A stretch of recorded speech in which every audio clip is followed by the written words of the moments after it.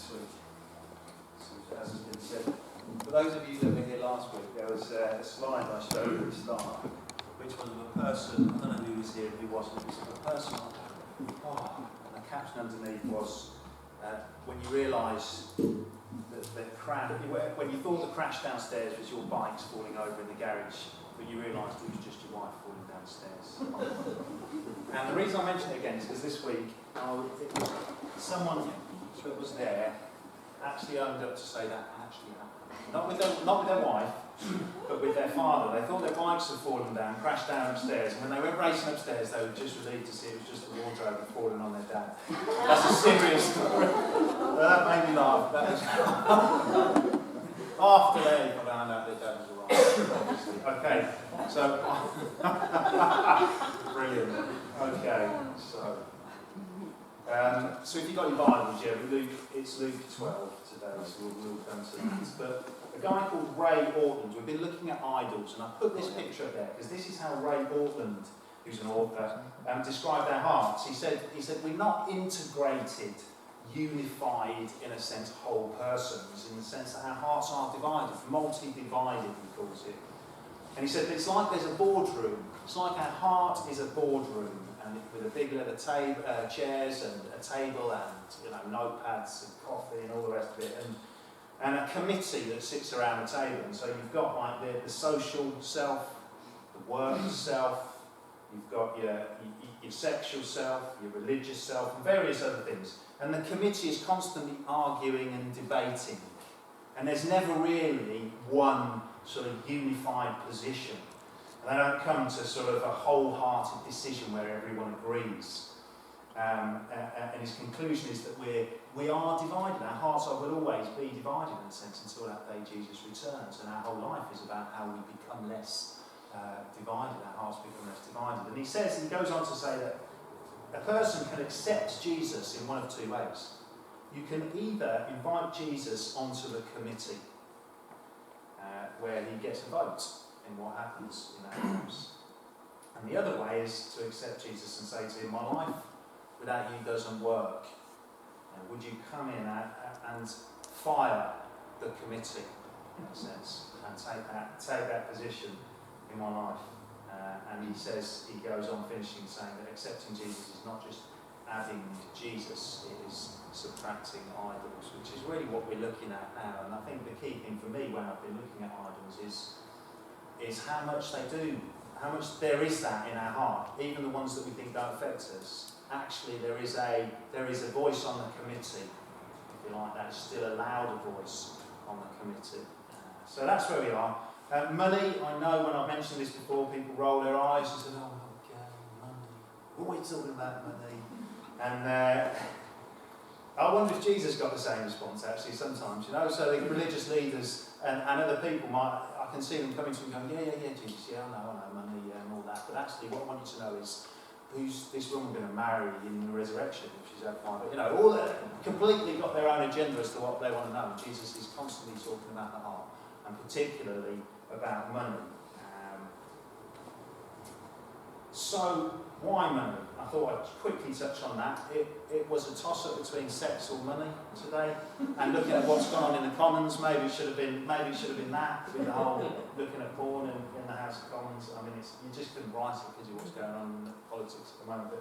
But money, okay. So I did settle on money just because obviously Jesus talks about it loads, and I know we know that, and it's quoted all the time, isn't it? But actually, still, one of Jesus' closest friends went on to betray him, essentially the one that held the purse, the one that betrayed him for silver. There's something about, we can hear it a million times, but unless our hearts are open to it, listening and hearing and actually changing our lives, Judas was around it all the time. He heard it all, he heard everything. And I think we live in, don't we, that culture where it's important, and I think that's the second point really, is the culture we live in. There's President Zelensky, a month ago spoke to the law lords in Ireland, and this is what he said to them. He's talking about all the money that the West is giving to Russia, essentially sustaining the war, and this is what he said to them. He said, the only thing that we're lacking is the principled approach of some leaders who still think that war and war crimes are not something as horrific as financial losses. And that was a challenge to the, and that's, you know, you can't argue that. That people are more worried financially about their nations and individually about themselves. Another reason for money is very tangible, isn't it? It's a very, very tangible thing. There's a film called Immortals, and there's a great line in it where the guy says, "The gods are fairy tales, my spear is not." But money's a bit like that, isn't it? You know, such and such, religion is a fairy tale, but my money is not. My money is solid. I can trust that. I can trust my money. And there's something extremely tangible about money that is easy, that it distracts us easily. And another one is that money and greed, is not easily recognised. I really believe that in our own lives. I think it's one of the. I was listening to a pastor who did a series on the 7 deadly sins, and his wife said to him when it was an evening series, she said to him, "When you do it, I bet the one on greed, I bet that's when you get your lowest turnout. Because everyone thinks that's not a problem. So, you know, lust and all the other ones, full house, and sure enough, comes on greed, hardly a person turns up for it. It's not something we see in ourselves." And I think also, lastly, money, because money does offer so many of the things that we can only truly find in God. So you look at security. Money does bring a security in this world, doesn't it? People that are minted and don't have to worry about money. There is a security that comes from that. Comfort definitely brings comfort, definitely brings enjoyment.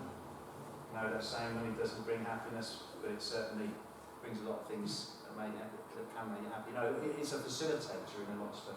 Brings acceptance, doesn't it? And to a superficial degree brings friendships, you know, connections, and certainly brings exclusivity, which actually deep down is a desire, if we're being honest, of a lot of us, to be exclusive, to have this, to have that other people don't have. And so money does that, and it fills a lot of stuff. Actually, when you look at what God fulfills in us, the security, the friendship, the identity, the being His child, and all these things, that money, in a sense, is, you know, that's what it brings. And I think that's why Jesus used it so many times, even when He wasn't really talking about money. He used it as an illustration because everyone could see that, everyone knew what money did. So that's really why we were going to look at money. We're going to go through Luke 12, so if you've got that. Steve spoke on this in July last year, and one thing I did think of saying is that actually maybe go away and think about what you were taken away from that when Steve spoke. Listen to it again and see whether or not any of what God spoke to you then has made any changes in your life. Just, you know, I think that's a good challenge. Because I think we'll all go away from here. We will take something maybe, we won't maybe God speak to us maybe, but actually that's often snatched away, doesn't make any changes. I think it's good sometimes to go back and say, okay, what was it that really spoke to me out of that? Has that made any difference in how I've lived since July 2021 when Steve spoke? And he spoke on this parable. I'm hoping, well, no, it is, I know his talk, and I'm not repeating everything he said, so there will be some new stuff here. I haven't just plagiarised to Steve. Okay, so this is it. This is so Jesus has got a massive crowd around him, and they're all trampling on each other. There's thousands of them, it says, and he starts to speak.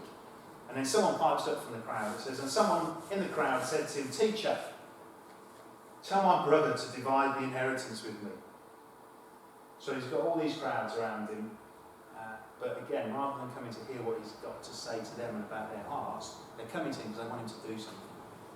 Tell my brother to do essentially what I want him to do. Come on.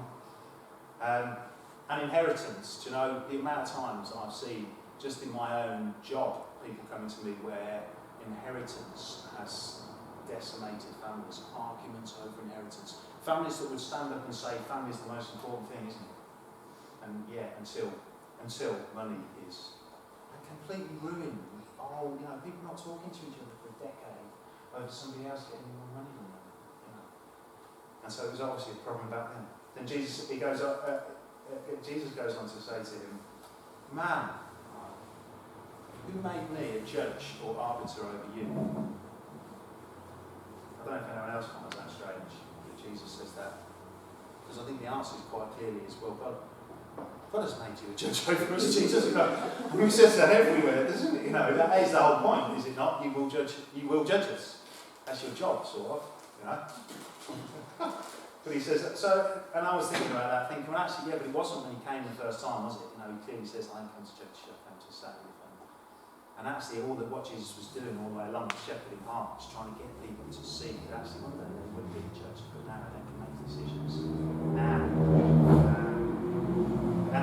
That always, for me, a sort of hints of the bit in Micah that you may well know, that man bit. So in Micah it says, you know, O man, what God has asked of you, to act, justly, to love mercy and to walk humbly before God. And that's Jesus almost throwing it back onto his guys, saying, man, you know what to do, why are you giving to me? And then verse 15, and he said to them, take care and be on your guard against all covetousness, for one's life does not consist in the abundance of his possessions. And again, I thought, when I read that, that's quite strange. Take care.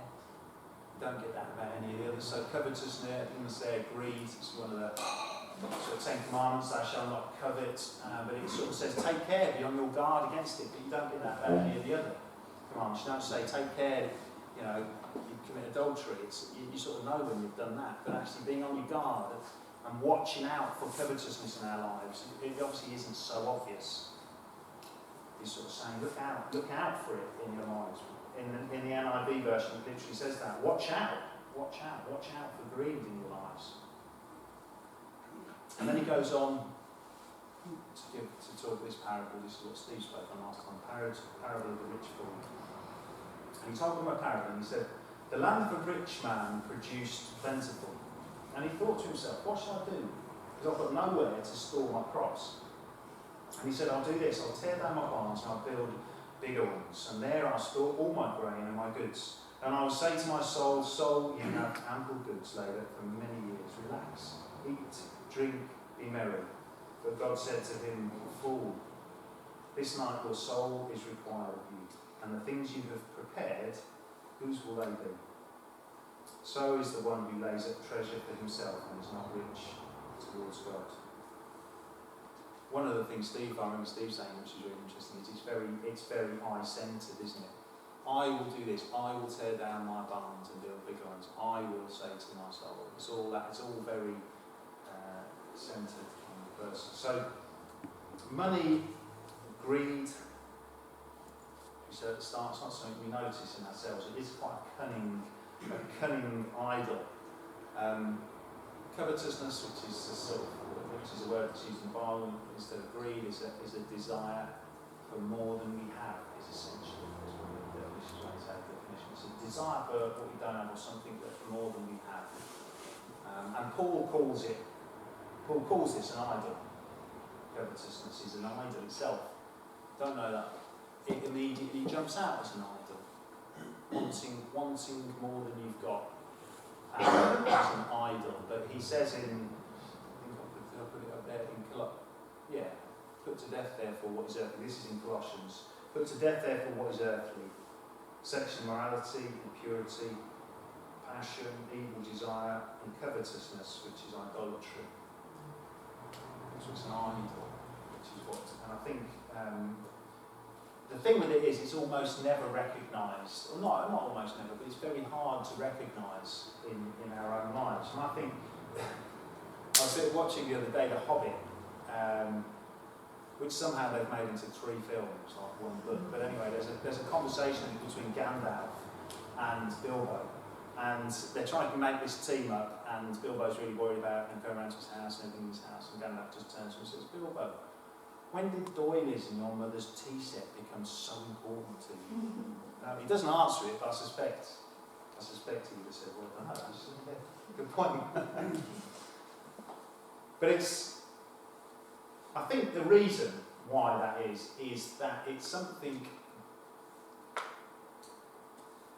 we all live in certain spheres, so we all live in a certain society, and that is slightly different even for all of us in this room, but certainly different throughout the world. And you compare yourself, don't you, to those that are in your group. That's what we naturally do. And within your group, there will always be someone that is better off than you. There will always be someone that is more wasteful with their money, or there will always be someone that, and actually, so what we end up doing is we never really see greed in ourselves, because we're always comparing ourselves to someone that's similar to us, but there's always someone that's a bit more greedy or has a bit more money, so we're never quite there. And I think, it'd be really interesting, wouldn't it, Phil and Kath were here today, to see what's their impression coming from where they've come from, back into here and now, what strikes them. Because I think some of the stuff we take as necessities aren't, we feel they're necessities, but they're necessities at all. So I think that's partly why, and I think that's partly why Jesus spoke so much about it, because actually it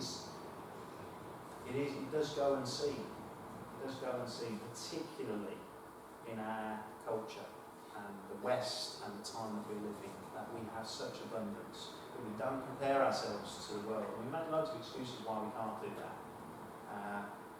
But actually, it is so ingrained. It's so ingrained. So, I just wanted to talk really about how some of the ways of recognising it in our own lives, and I think some of that is just looking out for it, to be honest. And then how do we address that when we do see it in our own lives? So, just some very quickly things that you might see in your own life, or might indicate that this has become got a seat at the table that it shouldn't have. One of them is taking comfort in your wealth, or even boasting in your wealth. So that's, are we proud of our status? Are we proud of what stuff that we have, rather than seeing everything, for instance, as a gift from God? Everything is a gift. What I've got, I only got because God has given me that. It's not. I'm just a temporary custodian of that. Trusting in money, I think that's a really big one, and a really foundational one. And I think sometimes actually it's only when that's threatened that we realise how much trust we put in, when actually financially we face a threat to our security, and that, whether that's a job or money loss. Or along with that, what makes you anxious? Do you find that the thing in life that gives you the most sleepless nights is when you're worried about your money? And how you're going to be stable, whether that's now or in the future. Your willingness or response to folks in need. How do I respond to people in need? Is my response to look at me first, or is it to look at the need and hear what Jesus at the table in my heart is asking? So that's around giving, I suppose, really. And then there's also, giving to be seen to give. I don't know about you guys, but actually wrestling with your own motives sometimes is a big battle, where you think, am I only doing this because of such and such? And I think giving can be a classic one of those, where actually, if there's is there ever an instance where you give to be seen to give? Doing that publicly when you could have done it behind closed doors, all those sort of things. And that's a challenge to the heart as well, isn't it?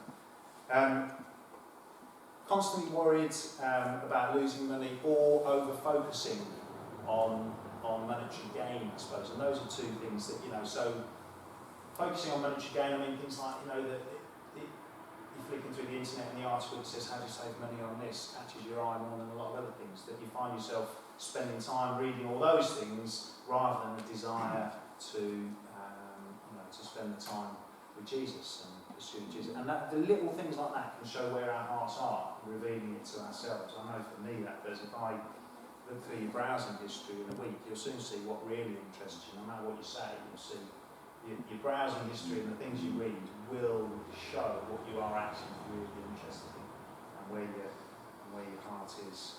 And then the last one, which isn't on there, we'll get to that, is jealousy of richer people. So what's our attitude towards wealthier people? Do we sit there sometimes thinking, I wish I had that? I wish I had that much money. I wish I had those things. Like the guy in this parable. So the guy in this parable from the outside looks like he's sorted. His neighbours probably thought, I wish I was like Dave. He's now got, listen to the size of his barns. And yet that night, boom. He's full. So there's just some of the things, and there's lots. I think it's good to have a few ways of thinking about what is it. And I think, if I'm being honest, you go through seasons as well, don't you, in your own life? I think it's about not accepting those seasons. You know, so moving into a new house, I find that my thoughts drift an awful lot to stuff. Some of that has to be done, but actually, you know, I don't want to have seasons in my life where Jesus isn't at the top. There will be things that have to be done, and everything's changed, but actually, my heart's desire, I want to be Jesus all the time, no matter what's going on in my life. I don't want that. I don't want it to be Jesus. Well, you have to go settling for the time being, Jesus, but just really busy. You know, so how do we get rid of it? We talked,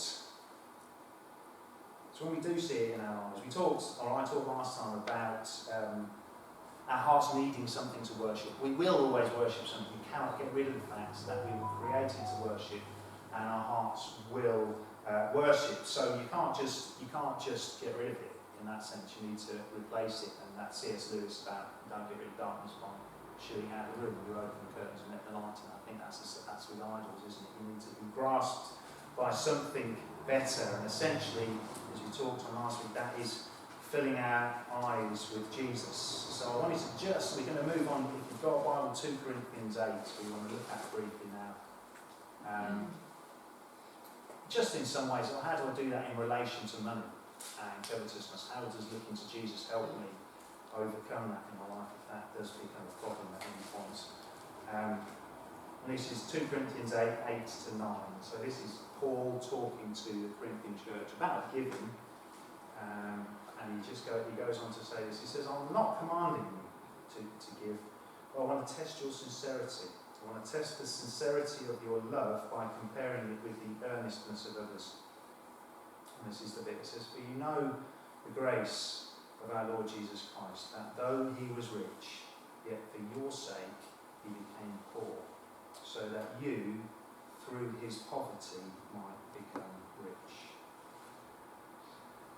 And I think in many ways, for me, that's it. It's considering Jesus' poverty. Jesus became poor so I could become rich. So, and when we think of the gospel is good news.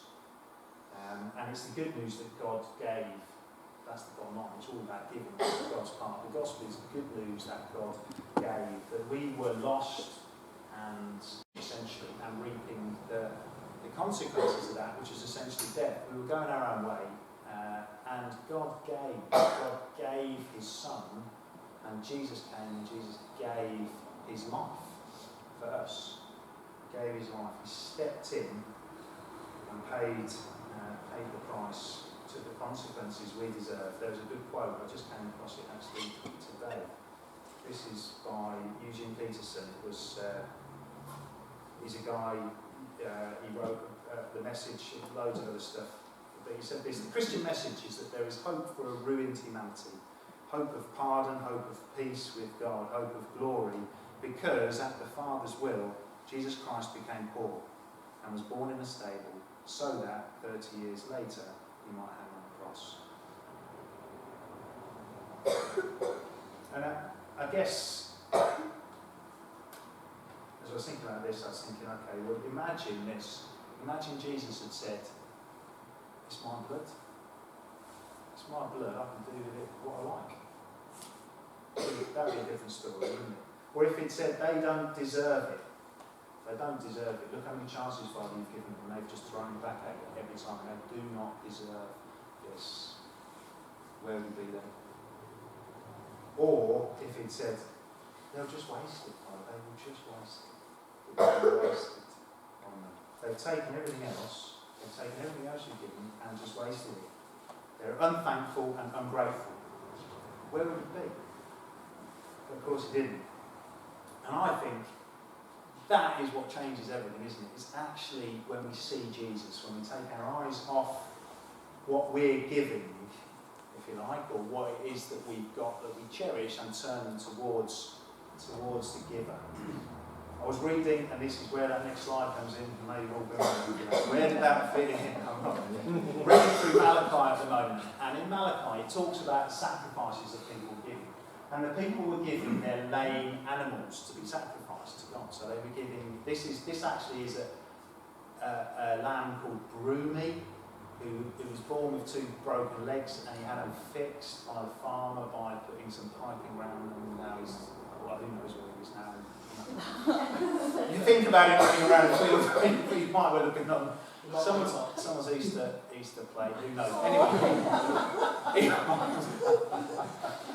the point was they were not taking their best, and they were killing the lame, and they were killing the ones that weren't likely to be able to produce many of the lambs. And in a sense, you read the Bible and think, oh my goodness, are you really doing that? Were you really giving your rubbish?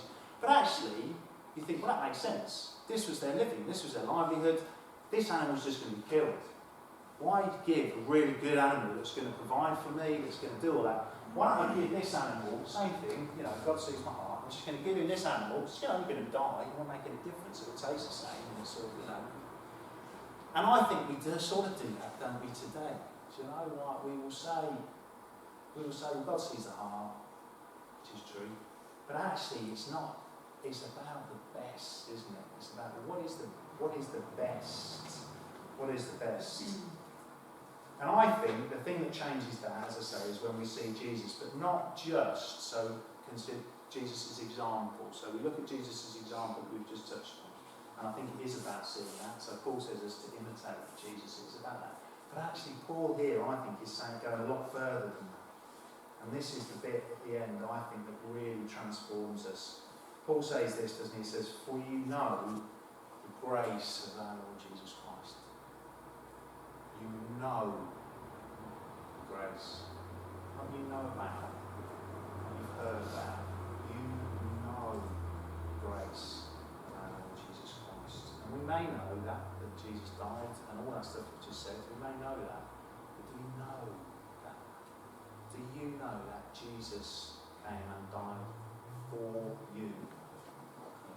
That he came and shed his blood, spilled his blood for you.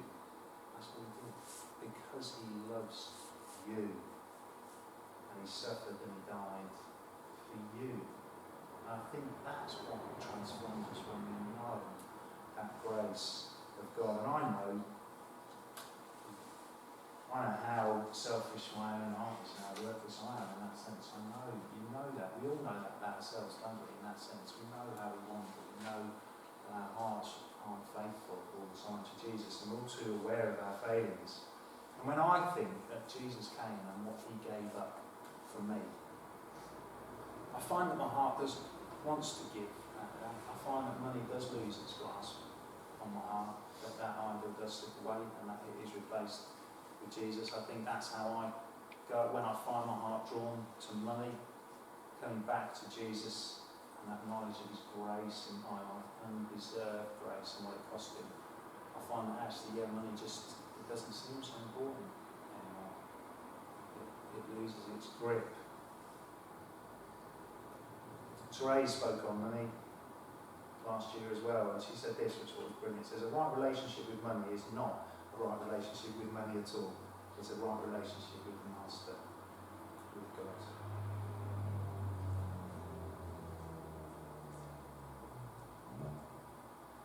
Yeah, I just want to finish with the one little verse from that song, Turn Your Eyes Upon Jesus, because I think that's good for this whole series, really. So turn your eyes upon Jesus. Look full in his wonderful face, and the things of the world will grow strangely dim in the light of his glory and grace. Let's pray. Dear Heavenly Father, I thank you just called us to hold obedience and determination, but you've demonstrated, Jesus, you've demonstrated what it was, and you drew near to us, and you speak to each of us and say, you are my child, whom I love, and I'm well pleased with. And I pray that we know that in a way that transforms not just our times together and not just our, not just our thoughts of you, but transforms every area of our lives in worship to you. Our finances, Jesus, would be controlled by you. So Jesus, we long that you are central in our hearts, that you, that the other voices, Lord, are fired, that you fire those other voices, that we allow you to take the throne, as it is, of our hearts, and to control every aspect of our lives, Lord, and to guide every aspect of our lives as we follow you. Amen.